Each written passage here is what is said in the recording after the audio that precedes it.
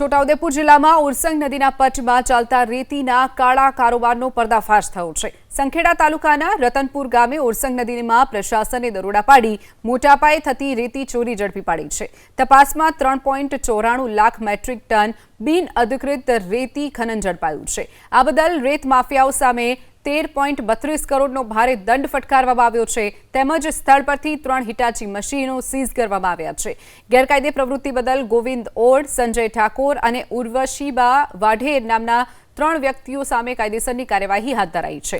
આ ઉપરાંત છોટાઉદેપુર તાલુકાના તેજગઢ ખાતે પણ રેતીના સ્ટોકની માપણી દરમિયાન ગેરરીતિ જણાતા પ્રશાસને 31 લાખનો દંડ ફટકાર્યો છે।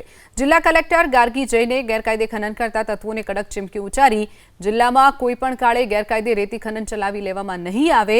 આવા રેતી માફિયાઓ સામે આગામી સમયમાં પણ કડકમાં કડક પગલાં લેવાશે તેવી ચીમકી ઉચ્ચારી છે। सरकारी 20 हेक्टेरनी एक जग्या है ज्यां एक ज ब्लॉक मंजूर थया छे अने बीजा बधा ब्लॉक अत्यारे प्रोसेस में छे।